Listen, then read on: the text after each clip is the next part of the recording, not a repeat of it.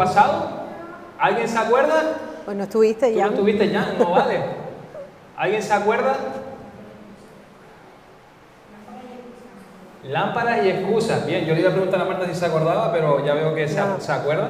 Hablamos de corazones que ya no tienen hambre, de lámparas encendidas, pero sin aceite. Y fue un mensaje de advertencia, ¿verdad? Que por lo menos a mí me tocó, pero también de esperanza, al mismo tiempo de esperanza, porque si Dios nos despierta, es porque todavía hay tiempo para volver al fuego. Pero hoy queremos hacerte una pregunta distinta. ¿Qué hacemos ahora que hemos despertado? ¿Qué hacemos ahora que ya hemos despertado? Porque despertar al final no es el final del camino, es apenas el primer paso. El fuego que se enciende, si no se alimenta, ¿qué es lo que ocurre? Se apaga. Y una de las formas más poderosas de alimentar ese fuego es a través de la oración. Cuando los discípulos le dijeron a Jesús, Señor, enséñanos a orar, en Lucas 1:11, Jesús no les dio una fórmula mágica, no les dijo, mira, sigan esto y hacen esto y lo otro, sino que les mostró el corazón de la oración auténtica, de la oración verdadera. No les enseñó una oración para recitar mecánicamente, sino una manera de acercarse a Dios con confianza, para acercarse a Dios con sencillez. Y las primeras palabras que enseñó Jesús fueron las siguientes: Padre nuestro que estás en el cielo. Y no dijo Padre mío, ¿se fijan? No dijo Padre mío, dijo nuestro. Dijo nuestro porque la oración que agrada a Dios no nace de la autosuficiencia, sino de la comunión. No somos individuos que oran cada uno por su lado, sino que somos un cuerpo que se acerca al mismo Padre. Y por eso hoy queremos hablar de lo que sucede cuando una iglesia despierta y ora unida. Y para ello vamos a sumergirnos en un momento que fue clave para la iglesia primitiva. Y vamos a ir a lo que ocurrió, a lo que ocurrió en Hechos 4. Y este pasaje nos muestra cómo ellos oraban, cómo respondían ante las dificultades que se les iban presentando y cómo el Espíritu Santo también se estaba moviendo entre ellos. Y vamos a seguir el hilo de esta historia para poder aprender de ellos. Vamos a ir a Hechos 4, empezando por los versículos 23 y 24. Dice: tan pronto como quedaron libres, Pedro y Juan volvieron a donde estaban los demás creyentes y les contaron lo que los sacerdotes principales y los ancianos les habían dicho. Cuando los creyentes oyeron las noticias, todos juntos alzaron sus voces en oración a Dios. Y el versículo sigue, pero hasta ahora vamos a leer hasta ahí nada más. Y este pasaje sucede justo después de un momento de mucha presión para la iglesia, porque dice que Pedro y Juan habían sido arrestados por estar predicando a Jesús, ¿verdad? Y cuando resulta que los liberan, ellos podían haber reaccionado de muchas maneras distintas. Podían haberse aislado, se podían haber ido a su casa a esconderse, ¿verdad? Podían haberse quejado, podían haber hecho sus propios planes humanos o simplemente podrían haberse ido a descansar del susto que llevarían en el cuerpo, ¿no? Pero no hicieron nada de esto. Lo primero que hicieron fue volver a la comunidad. Y lo primero que esa comunidad hizo fue orar. Y esto ya nos dice mucho de cómo ellos estaban viviendo su fe. Orar juntos para ellos no era una obligación, para ellos era el proceso natural de las cosas. Era lo que brotaba naturalmente de una iglesia que estaba viva, unida y que además estaba conectada a la fuente. Y ellos sabían perfectamente que sin la presencia de Dios, ellos no podían avanzar. Y a veces nosotros, a pesar de que somos libres y ninguno hemos estado en la cárcel, por lo menos no por la causa de Cristo, porque seguramente ya lo habríamos contado en nuestro testimonio, a pesar de que somos libres, a veces elegimos caminar solos. No volvemos a los nuestros cuando pasamos por dificultades, ¿verdad? No buscamos con quién orar, con quién compartir la carga. Pero eso no fue lo que Jesús nos enseñó. Jesús no nos salvó a nosotros para que andáramos solos, sino que nos hizo parte de un cuerpo, ¿verdad? Y orar juntos es una de las maneras más reales que tenemos de recordarlo. Y fíjate en esto, la iglesia primitiva no trató de forzar el resultado. Ellos no intentaron manipular la situación, simplemente oraron. Oraron confiando en que Dios sabía lo que estaba haciendo. Como dijo el teólogo Carson, pon la diapositiva, Lea, la oración cristiana no es un intento de torcerle el brazo a Dios, sino una expresión de dependencia total de Él. Y eso fue exactamente lo que ellos hicieron. Se rindieron juntos ante el Dios que tiene todo bajo control. Y esta es una de las marcas más claras de una iglesia que está despierta. Porque una iglesia despierta no es solamente una iglesia que tiene su agenda llena de 1.000.000 de actividades, sino que una iglesia despierta es una iglesia que ora junta. Y cuando en Hechos 4:24 vemos que dice, alzaron juntos la voz, no se está refiriendo simplemente a un grupo de personas que estaban reunidos en un sitio, que estaban todos orando al mismo tiempo, cada uno con lo suyo, haciendo ruido, ese murmullo, ¿no? Cuando estamos orando todos a la misma vez. Lo que está describiendo aquí cuando dice que alzaron juntos la voz es algo mucho más profundo que eso. Dice que esto habla de una comunidad que estaba orando unida con un mismo corazón, con una misma pasión. No eran voces dispersas, no eran voces hablando cada uno lo que le convenía orar, sino que era un solo clamor que subía al cielo, con una sola voz, pero que nacía de muchas personas a la misma vez. Y eso es lo que hace la oración comunitaria. No multiplica el poder por la cantidad de palabras que se están diciendo a la misma vez. No multiplica el poder porque se escucha con más volumen. Lo que hace es recordarnos a todos como cuerpo a quién nos estamos dirigiendo nosotros. Porque el poder no está en lo que decimos. Como dice Tozer, ahora les leo la frase, el poder no está en lo que decimos, sino que está en aquel que responde, en aquel que escucha. Y esta frase de Tozer es la siguiente: no es la oración lo que trae el poder, sino el Dios que responde a la oración. Y esto lo cambia todo, porque si creemos que el poder está en lo que es la oración en sí, corremos el riesgo de convertirla en una especie de conjuro espiritual. Pero si entendemos que el poder está en aquel que está escuchando nuestras oraciones, entonces la oración deja de ser una técnica que usamos para obtener cosas de Dios, ¿verdad?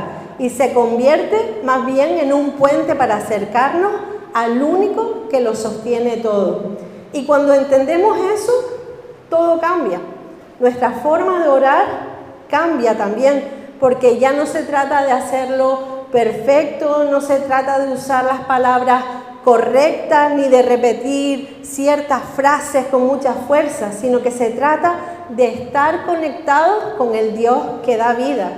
Es como una vela que está encendida no alumbra, porque sí, porque es una vela, alumbra porque está conectada a una llama. Y así también la oración no alumbra simplemente por ser una oración, sino porque está encendida por Dios mismo. Y por eso necesitamos corregir una idea que está muy extendida, incluso dentro de la iglesia, y es esa frase que tantas veces hemos escuchado e incluso hemos dicho alguna vez, que la oración tiene poder. La oración en sí tiene poder. Y suena espiritual, suena correcta, pero en realidad puede llevarnos a un gran error, a creer que las cosas suceden porque oramos bien y mira qué bien me salió la oración, seguro que Dios me responde, o porque repetimos la frase correcta, o porque tuvimos mucha fe en la oración y le puso una fe increíble. Y ahí es donde nos desenfocamos, ahí es donde nos perdemos, porque el verdadero poder no está en lo que decimos, no está en la oración en sí misma, sino en el Dios que responde, el Dios de la oración. Es a Él a quien buscamos, es a Él a quien necesitamos. Y eso es lo que vamos a profundizar ahora en el siguiente punto. Acompáñame a la carta a los Efesios, capítulo 3, versículos 20 y 21. Vamos a leer en la versión traducción viviente, igual lo tienen también proyectado. Efesios 3, versículos 20 y 21.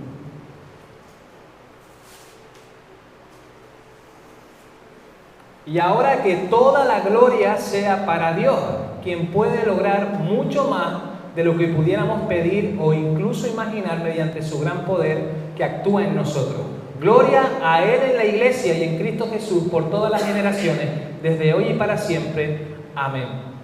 Y este pasaje nos confronta y a la vez nos consuela, ¿no? Hace las dos cosas. Nos recuerda que nuestra fe no está puesta en nuestras palabras, ni tampoco está puesta en la fuerza de nuestra fe, sino en el poder de Dios. ¿Estamos de acuerdo con eso? Está puesta en el poder de Dios. Y eso es importante decirlo porque muchas veces caemos, y a veces sin darnos cuenta, ojo, en una forma de pensar que suena espiritual, pero que no es bíblica. Frases como, decláralo y será tuyo, ora con fuerza porque la oración tiene poder, hay poder en tus palabras, úsalas con fe. Y claro, la intención muchas veces es buena. La intención es buena muchas veces, pero si no tenemos cuidado terminamos poniendo nuestra esperanza en el acto de orar en lugar de en el Dios que responde. No se trata de cuánto tiempo oramos, ni de lo fuerte que lo digamos, más alto, más bajo, o si usamos las palabras correctas. Se trata de quién es el Dios a quien nos dirigimos. Imagínate que tienes un teléfono móvil, todos tienen un teléfono móvil seguramente cerca, ¿verdad? Un teléfono, y puedes tener la mejor aplicación del mundo, puedes tener la mejor aplicación de mensajería del mundo, la que tú quieras, Telegram, WhatsApp, la que sea. Puedes tener la mejor cámara, millones de megapíxeles puedes tener en tu cámara. Puedes tener el mejor diseño, puedes tener un diseño con cristales de Swarovski, el escudo del Barça, que lo mueves así y se te ve de todos los colores, ahí están todos los fanáticos. Y al final, si este teléfono que tú tienes, por muy guapo que lo tengas, si no tienes red, si no tienes señal, no sirve para comunicarte con nadie. No sirve. Y la oración es como ese teléfono.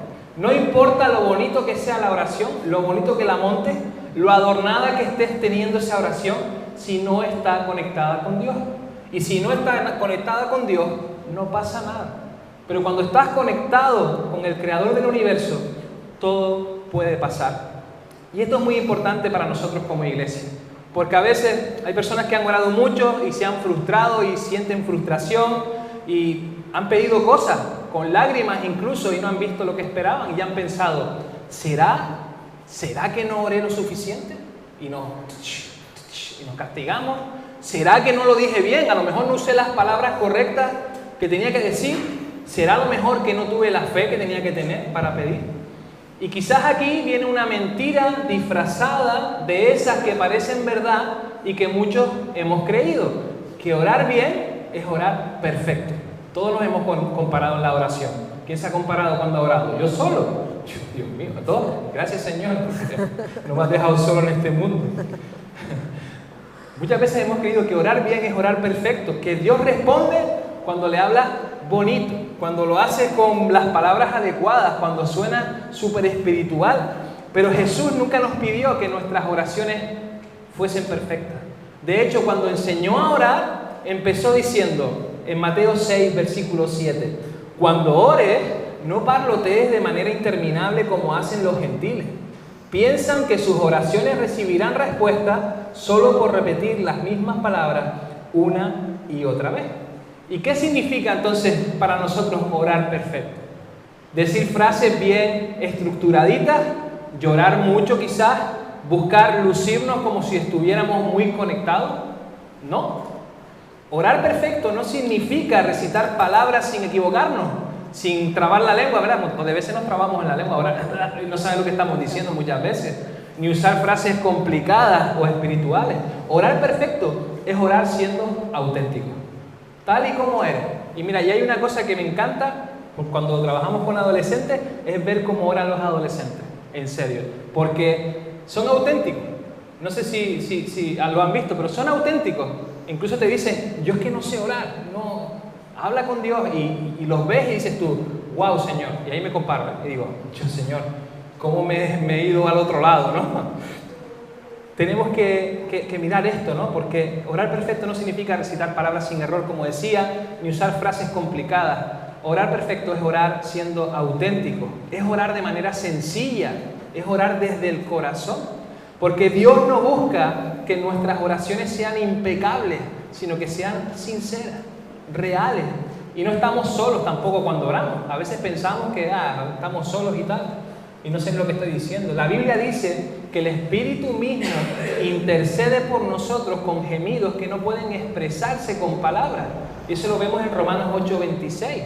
Y eso significa que cuando no sabemos qué decir, cuando solo hay dolor, cuando hay cansancio o silencio, el Espíritu Santo toma lo que hay en nuestro interior y lo presenta delante del Padre. Y a veces nosotros no sabemos ni lo que estamos diciendo muchas veces. A veces estamos pidiendo cosas que ni sabemos y el Espíritu Santo nos hace de traductor, nos hace translator y cambia y lo pone lo traduce, ¿no? Con palabras bonitas, ¿no? Traduce el corazón. Él no traduce esas palabras bonitas que nosotros intentamos traducir, sino que traduce nuestro corazón, lo que hay realmente en nuestro corazón. Y no solamente eso, también oramos en el nombre de Jesús. Y eso a veces parece una coletilla. No, en el nombre de Jesús, amén. Y parece que a veces es coletilla que usamos al final de la oración, pero significa que venimos delante de Dios con la confianza de que Jesús ya abrió el camino. Que no estamos presentando nuestras oraciones por méritos propios. Nadie ora en el nombre de Airán, amén. O en el nombre de Miriam, ¿verdad que no? En el nombre de Jesús. ¿Por qué? Porque estamos apoyando en lo que Jesús ya hizo por nosotros en la cruz. Orar en su nombre es reconocer que Él es nuestro acceso al Padre, que Él es nuestra autoridad y que todo lo pedimos está sujeto a su voluntad y su carácter. Por eso, aunque nuestras palabras sean simples o imperfectas, nuestra oración tiene dirección, nuestra oración tiene respaldo y tiene destino porque la lleva el Espíritu y la firma Jesús. A Dios no le importa tanto la forma en la que ore, sino la verdad. Le importa la intención que hay detrás de nuestras palabras, porque a veces oramos con las intenciones equivocadas. Cuando oramos así, sin máscara, cuando oramos sin pretensiones, nos acercamos a Él como somos, imperfectos, necesitados, pero al mismo tiempo amados por Él. Porque Dios no responde porque ores lindo, porque ores perfecto. Dios responde porque te ama. Dios responde porque nos ama. Dios responde porque es fiel. Dios responde porque nos escucha. Entonces, si esto no va de elevar oraciones perfectas, ¿cómo oramos juntos sin sentir que tenemos que hacerlo todo bien? La oración comunitaria no va de perfección. Esa idea se la pueden quitar de la cabeza. Va de buscar a Dios juntos, no de hacerlo bonito y perfecto para que me escuchen, sino de hacerlo juntos. Y eso es lo que vamos a ver ahora. Vamos a volver al libro de Hechos, donde lo dejamos antes, y vamos a leer una oración que es colectiva, no es una oración individual. Y me gusta porque la oración está dividida perfectamente en tres partes. Primero, empiezan recordando y reconociendo quién es Dios. Segundo, empiezan a recordar lo que ya Dios hizo en el pasado. Y el tercer paso es que desde ahí, con todo eso en mente, quién es Dios, lo que hizo Dios, ellos se atreven a pedir cómo quieren enfrentar lo que viene ahora, ¿no? Y vamos a leerla no como si fuera una historia antigua, algo que vivieron ellos y nosotros no, sino que vamos a leerla como algo que nosotros también podríamos orar en el día de hoy. Está en Hechos 24, del 24 al 30. Dice: cuando los creyentes oyeron las noticias, todos juntos alzaron sus voces en oración a Dios. Oh Señor soberano, Creador del cielo y de la tierra, del mar y de todo lo que hay en ellos. Hace mucho tiempo tú hablaste por el Espíritu Santo mediante nuestro antepasado David, tu siervo, y dijiste: ¿por qué estaban tan enojadas las naciones? ¿Por qué perdieron el tiempo en planes inútiles? Los reyes de la tierra se prepararon para la batalla. Los gobernantes se reunieron en contra del Señor y en contra de su Mesías. De hecho, eso ha ocurrido aquí, en esta misma ciudad, pues Herodes Antipas, el gobernador, Poncio Pilato, los gentiles y el pueblo de Israel estaban todos unidos en contra de Jesús, tu santo siervo, a quien tú ungiste.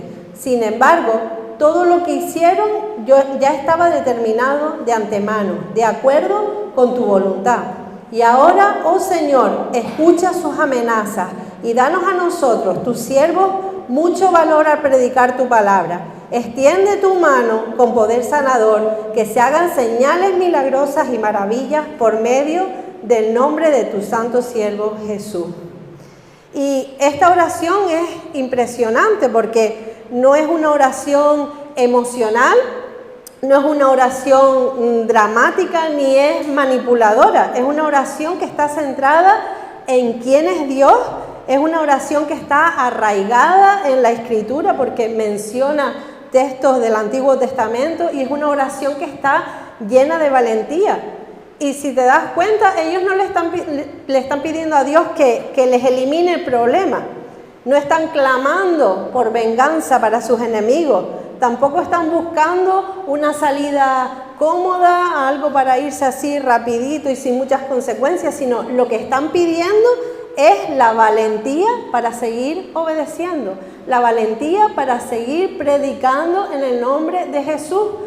Y Pedro y Juan acababan de salir de la cárcel. Ellos sabían las consecuencias que eso traía, pero piden la valentía de poder seguir haciéndolo. Y esto nos enseña algo que es esencial, y es que la oración comunitaria no es una fórmula que nosotros tenemos que repetir para obtener algo, sino que la oración comunitaria tiene más que ver con la relación que cultivamos para nosotros alinearnos con Dios.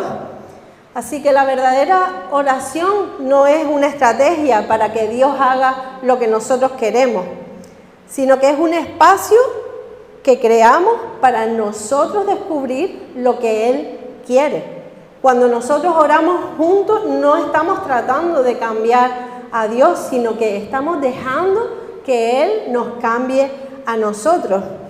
Y recuerdas lo que dijimos el domingo pasado, si estuvieron, acerca del aceite, acerca de que el aceite no se improvisa, acerca de que el aceite no puedes salir corriendo cuando se te gasta y comprarlo en una tienda de 24 horas.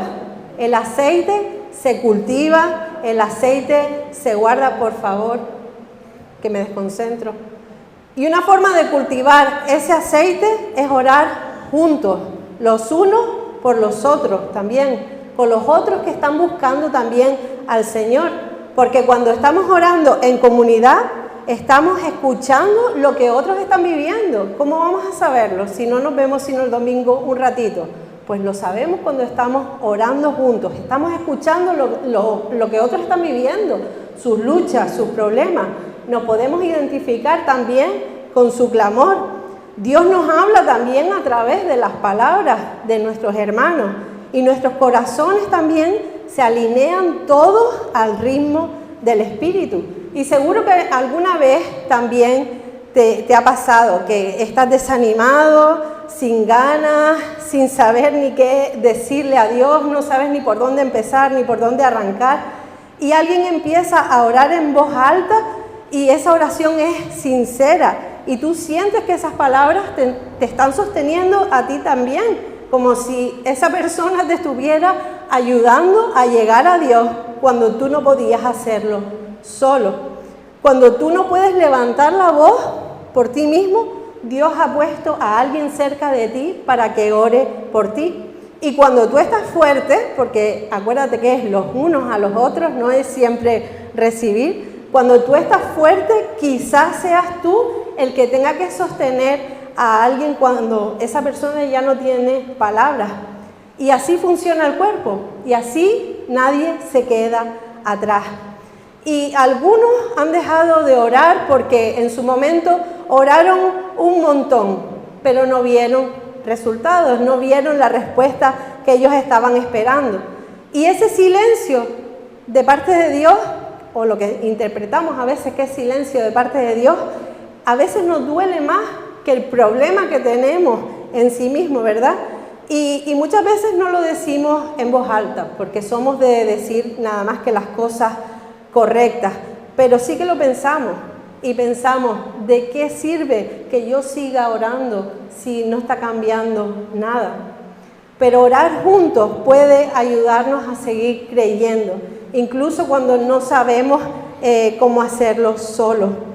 Porque a veces Dios no está respondiendo solamente por la petición que estamos haciendo, sino porque Él ve nuestro corazón cansado y ve que no nos cansamos de acudir a Él una y otra vez, que no paramos de acercarnos a Él aunque no veamos respuesta. Y cuando no puedes levantar más tu voz, quizás es el momento para escuchar cómo alguien más la levanta. Y esto es la oración comunitaria, en común. No es solamente un acto bonito, no es solamente porque se sienta uno bien y lleno, sino que es un acto vital. ¿Qué significa vital? Vital. Vital. De vida o muerte. No es opcional, es vital. Es familia unida, sosteniéndose unos a otros mutuamente, ¿verdad? En la presencia del Padre. Y cuando una iglesia ora así, ora no por obligación, ora no de una manera mecanizada o como una retahíla continuamente, sino con relación viva con Dios, algo comienza a moverse. Y no solamente en nuestros corazones, sino también en el ambiente. Esto parece muy místico, pero es que es verdad, es totalmente cierto. Porque cuando el pueblo ora, Dios responde. Y cuando Dios responde, la iglesia se transforma. La iglesia cambia, el fuego crece, se aviva, el temor se va y el espíritu se derrama. Y vamos a ver ahora qué es lo que sucedió cuando aquella iglesia, que decía Marta, que antes leía Marta los versículos, oró unida. Así que vamos a irnos al versículo 31 del libro de Hechos, justamente después de los versículos que leyó Marta. El versículo 31 dice: después de esta oración, el lugar donde estaban reunidos tembló y todos fueron llenos del Espíritu Santo. Entonces predicaban la palabra de Dios con valentía. Qué pasada, ¿no? Qué pasada tuvo que ser vivir eso en primera persona. Imagínate estar orando y que de repente empieza a temblar todo a tu alrededor, ¿no? Eso tuvo que ser increíble. Pero fíjate que no fue un acto mágico, no fue una oración especial, sino fue un simple grupo de creyentes que oraron con fe, que estaban juntos y que estaban centrados en el Señor, estaban enfocados. Y mira lo que sucedió, el lugar tembló, todos fueron llenos del Espíritu Santo, no unos pocos, sino todos. Y encima, como consecuencia, predicaban con valentía. ¿Te das cuenta? Dios respondió y la iglesia no volvió a ser la misma. Yo quiero eso para esta comunidad. Yo quiero que la iglesia ore y que la iglesia se transforme, que cambie y que no vuelva a ser la misma. A veces creemos que para que Dios se mueva necesitamos un gran evento, una gran producción, una gran estrategia. Pero mira la iglesia primitiva. La primera iglesia nos recuerda algo que es simple y poderoso. Cuando su pueblo ora unido, con un corazón rendido, Dios se manifiesta. Dios se manifiesta. Y lo vemos también en el Antiguo Testamento. Mira lo que pasó en 2 de Crónicas 7:14. Si mi pueblo que lleva mi nombre se humilla y ora, busca mi rostro y se aparta de su conducta perversa, yo oiré desde el cielo, perdonaré sus pecados y restauraré su tierra. Lo tenemos ahí, pero a veces parece que queremos avivamiento y todos quieren avivamiento. Hoy estoy escuchando muchas cosas en España. En España va a venir un avivamiento, en Canarias va a venir un avivamiento, muy bien, pero lo quieren sin oración. Lo quieren sin que Dios actúe. Lo quieren sin buscar al Señor. Es como querer fuego sin prender la chispa. Es como una fogata. Una sola llama puede alumbrar, pero cuando muchas llamas se juntan, el fuego es imposible de ignorar. Así pasa cuando oramos juntos, que el fuego crece, que la fe se enciende y lo imposible se vuelve posible. Orar en solitario no es malo, ¿verdad? Tenemos que orar, tenemos que tener nuestra relación con el Señor. Es algo bueno, está bien, es necesario, pero está incompleto. El fuego personal se apaga si no encuentra una fogata donde alimentarse.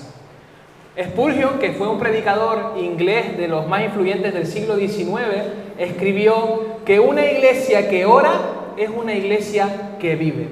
Una iglesia sin oración es una iglesia en respiración asistida. Y yo quiero que nos preguntemos hoy algunas cosas. ¿Qué tipo de iglesia estamos siendo? ¿Qué tipo de iglesia estamos siendo? ¿Somos una iglesia que depende de estrategias o una iglesia que depende de Dios? ¿Somos una iglesia viva de verdad o más bien una iglesia que necesita esa respiración asistida para poder sobrevivir?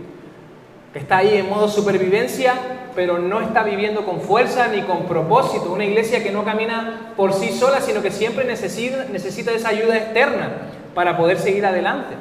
¿Somos una iglesia que sabe hablar bonito o una iglesia que sabe clamar? Porque esto es lo que queremos ver en nuestra comunidad, como ocurrió también en la iglesia de los Hechos. Fíjate tú que eso hace un montón de años, pero todavía nos sigue hablando a nosotros hoy.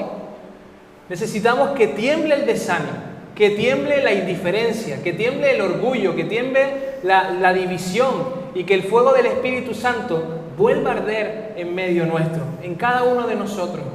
Pero eso no empieza con eventos, eso no empieza con nuevos ministerios, eso no empieza con estructuras, eso empieza con relación con Dios. Eso empieza con oración. Comienza con una iglesia que busca a su Señor de verdad. Pero también es importante que seamos honestos, ¿verdad? Porque todos sabemos que no todos los que estamos aquí estamos viviendo esto. Sabemos que no todos los que estamos aquí estamos orando juntos. Sabemos que muchas veces la oración comunitaria queda siempre relegada, ¿verdad? La hermanita fea de la iglesia, la que nadie quiere bailar con ella. La evitamos, la ignoramos, incluso nos olvidamos. ¿Y qué pasa si nosotros no estamos orando juntos? Que se pierde la iglesia misma cuando el pueblo no está clamando unido.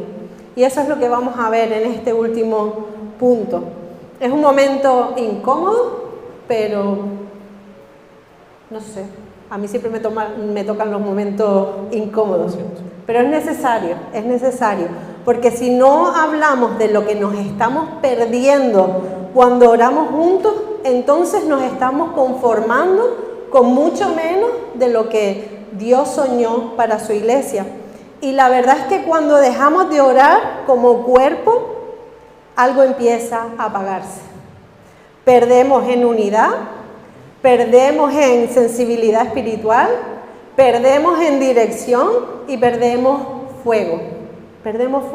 Y esto no pasa de golpe, esto no es de un día para otro, pero poco a poco la pasión comienza a enfriarse, la visión comienza a confundirse y empezamos a vivir una fe de apariencias. Por fuera parecemos cristianos muy bonitos todos, pero sin fuerza ninguna en el interior.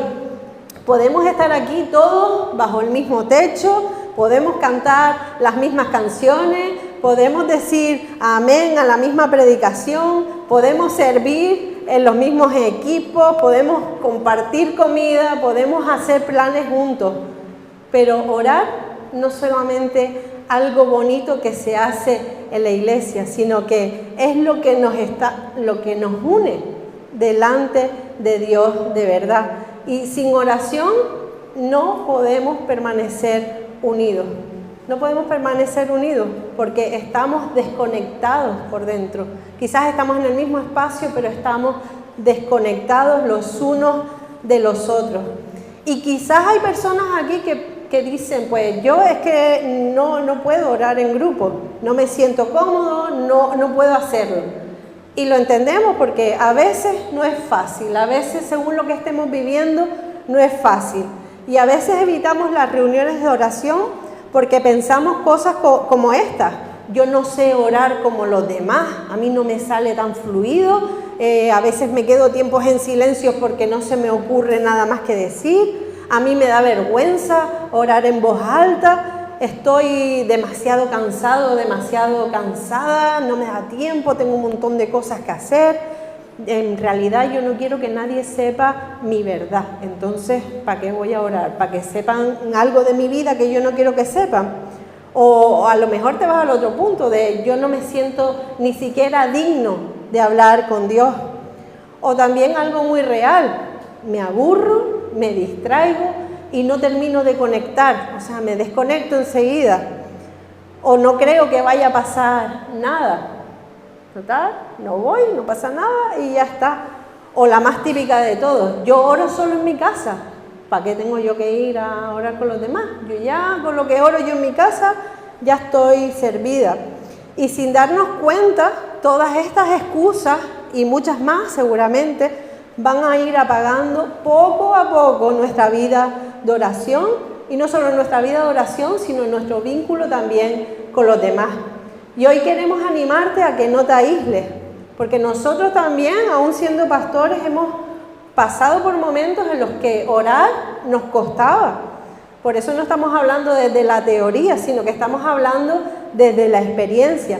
Y sabemos que la oración en comunidad no solamente reaviva la iglesia, sino que también sostiene los corazones que están cansados, incluso los corazones del liderazgo. Iglesia, despertar fue el primer paso, pero para mantenernos despiertos tenemos que estar conectados. Tenemos que estar conectados. Conectados con Dios primeramente, pero también conectados entre nosotros. Y eso sucede cuando aprendemos a orar juntos. Y lo más poderoso de la oración no es lo que decimos, sino con quién nos encontramos cuando lo decimos. La oración no es poderosa por sí solo, el que tiene poder es Dios. Así que no digas que la oración tiene poder, di que para Dios no hay nada imposible. Especialmente cuando su pueblo clama juntos, unidos. Y volvamos a ese momento en que Jesús enseñó a orar. ¿Recuerdan? Padre nuestro que estás en el cielo, que no solo es mi Padre, que es nuestro Padre. Porque la fe nunca fue pensada para vivirla en solitario. Somos un cuerpo, somos una familia, somos una iglesia. Y si somos sinceros, hay cosas que Dios quiere hacer en nosotros que solo van a suceder cuando oremos juntos. Créeme, porque es real. Dios quiere hacer cosas con nosotros que solo van a suceder cuando oremos juntos, cuando la iglesia esté unida en oración.